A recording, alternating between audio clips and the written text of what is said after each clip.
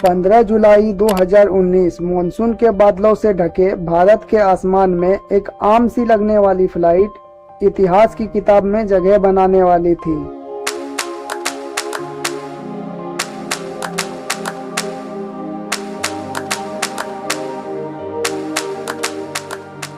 ये कहानी है विस्तारा एयरलाइंस की फ्लाइट UK 944 की, जिसका एक मामूली सा ईंधन निर्णय कुछ ही मिनटों में मेडे कॉल में बदल गया और 162 जानों की धड़कनें अचानक तेज हो गई।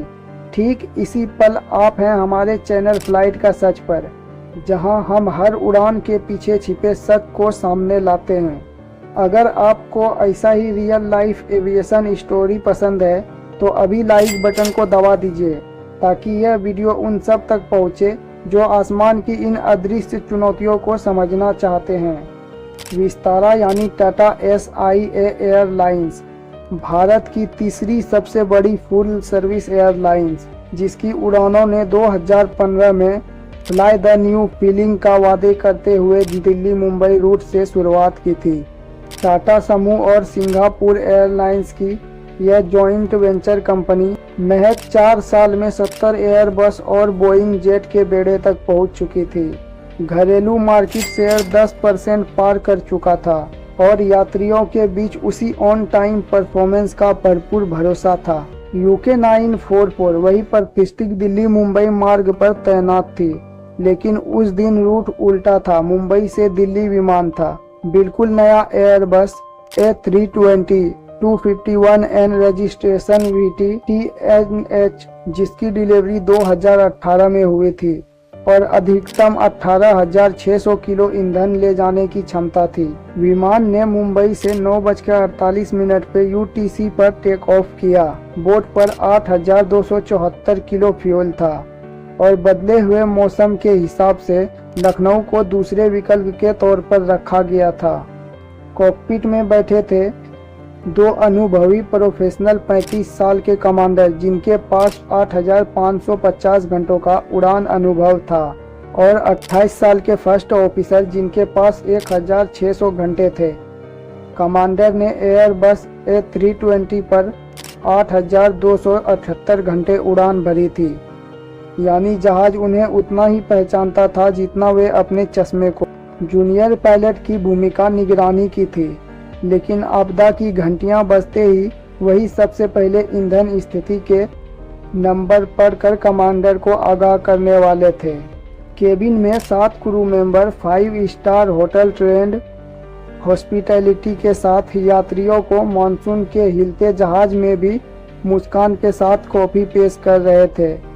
इनमें से 2 सीनियर फ्लाइट अटेंडेंट ने गो अराउंड के समय यह सुनिश्चित किया कि हर पैसेंजर की सीट बेल्ट बांधी हो, इमरजेंसी ब्रीफिंग दोहराई जाए और कॉकपिट को किसी भी पैसेंजर पैनिक की रिपोर्ट तुरंत भेजी जाए।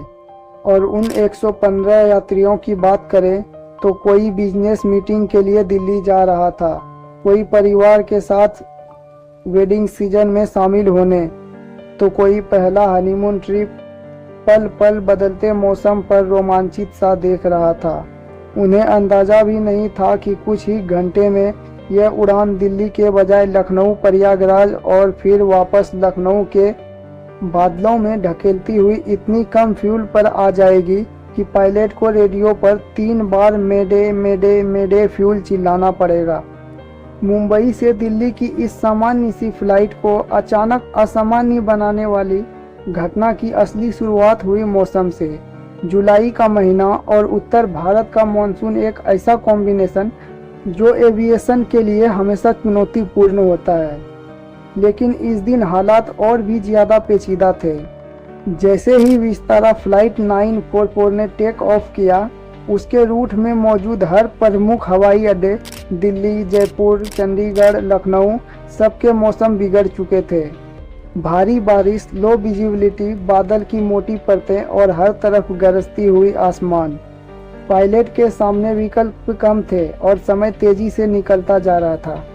फ्लाइट की योजना दिल्ली में उतरने की थी, लेकिन जब विमान दिल्ली के करीब पहुंचा तब ATC ने बताया कि रनवे पर विजिबिलिटी अचानक घटकर 300 मीटर हो गई है। तय मानक 550 मीटर होती है लैंडिंग के लिए। इसका मतलब साफ था गो अराउंड, यानी विमान नीचे आकर दोबारा ऊपर चला गया, आसमान में चक्कर लगा के दोबारा प्रयास करने के लिए। लेकिन समस्या सिर्फ एक गो अराउंड नहीं थी। मौसम अगले 30 मिनट तक वैसा ही बना रहा और पायलट को बार बार संदेश मिलते रहे, रनवे अभी भी अनसेफ है। दिल्ली के बाद अगला विकल्प था जयपुर, लेकिन जयपुर में भी भारी बारिश हो रही थी और टरमैक पर पहले से ही ट्रैफिक बढ़ चुका था। इतने सारे विमानों को डाइवर्ट किया गया था कि जयपुर का रनवे ओवरलोड हो चुका था। पायलट ने तुरंत फैसला लिया, अब लखनऊ की तरफ रुख करना होगा। उस वक्त विमान के पास लगभग 1900 किलो ईंधन बचा था, जो नियम अनुसार पर्याप्त माना जाता है, लेकिन परिस्थितियां असामान्य थी। लखनऊ की ओर बढ़ते समय एक और झटका लगा। मौसम वहां भी सामान्य नहीं था। एटीसी ने प्लेन को 11 मिनट तक होल्डिंग पैटर्न में डाल दिया, यानी विमान को आसमान में चक्कर लगाने के लिए कहा गया। हर मिनट में करीब 100 किलो फ्यूल जलता है और जितनी देर विमान आसमान में रहता है खतरा उतना ही बढ़ता है। कमांडर ने एक और विकल्प सोचा, प्रयागराज, लेकिन वहां से भी जवाब मिला, मौसम क्रिटिकल है, रनवे वेट और स्लिपरी है। अब पायलट के पास कोई भी डाइवर्जन ऑप्शन नहीं बचा था। लखनऊ की ओर वापस करते हुए विमान के कंप्यूटर स्क्रीन पर फ्यूल लेवल लगातार गिरता जा रहा था। अब जहाज के पास सिर्फ 750 किलो फ्यूल था और वह संख्या बहुत तेजी से घट रही थी। ऐसे में कॉकपिट से जो वाक्य निकला वो पूरे डीजीसीए और भारतीय एविएशन सिस्टम को हिला देने वाला था। Mayday mayday mayday, we are low on fuel. Lucknow air traffic control के कानों में जैसे ही मेडे मेडे मेडे फ्यूल की गूंज पहुंची, पूरी कंट्रोल रूम सतर्क हो गया। एविएशन में मेडे शब्द का इस्तेमाल सिर्फ तब किया जाता है जब विमान या उसके सवारों की जान खतरे में हो। इसका मतलब था कि अब कोई भी चूक की गुंजाइश नहीं बची थी। फ्लाइट यूके 944 को हर हाल में प्राथमिकता देकर लैंड कराना था और तुरंत एयर ट्रैफिक कंट्रोल ने आसमान में मौजूद सभी अन्य फ्लाइट को साइड हटा दिया। रनवे 27 को पूरी तरह खाली कराया गया और फायर ब्रिगेड और मेडिकल टीम को तुरंत अलर्ट पर लाया गया। पायलट ने अब अंतिम निर्णय ले लिया था, लखनऊ में उतरना ही है, चाहे मौसम कैसा भी हो। इस वक्त विमान में सिर्फ 348 किलो ईंधन बचा था और ये संख्या सामान्य ऑपरेशन के लिए नहीं बल्कि इमरजेंसी लैंडिंग के लिए भी निचली सीमा पर थी। मौसम की चुनौती, रनवे की स्लिपरी सतह और थकावट के बावजूद कैप्टन ने अपने अनुभव से एकदम सटीक स्पीड, एल्टीट्यूड और एंगल सेट किया। रनवे पर आते वक्त विमान काफ़ी हल्का हो चुका था क्योंकि सारा फ्यूल जल चुका था। फाइनल अप्रोच के दौरान हवा में टर्बुलेंस था, मगर ट्रेनिंग और आत्मविश्वास की वजह से कैप्टन ने कंट्रोल नहीं खोया। फ्लाइट धीरे धीरे नीचे आई और अंत में एक सटीक टचडाउन रनवे 27 पर यूके 944 सुरक्षित लैंड कर गई। विमान के पहिए जमीन को छूते ही केबिन में सन्नाटा छा गया और कुछ ही सेकंड बाद तालियां बजने लगी। क्रू मेंबर की आंखों में हल्की नमी थी क्योंकि वे जानते थे कि ये सिर्फ एक लैंडिंग नहीं थी, ये 162 जिंदगियों की जीत थी। जैसे ही विमान रुका, फायर ब्रिगेड ने उसे घेर लिया। इंजीनियरिंग टीम ने तुरंत इंजन जांचा। पता चला कि विमान में अब सिर्फ 200 किलो से भी कम फ्यूल बचा था, यानी महज कुछ ही मिनटों का। और डीजीसीए के रिपोर्ट में इसे एक सीरियस इंसिडेंट के रूप में दर्ज किया गया।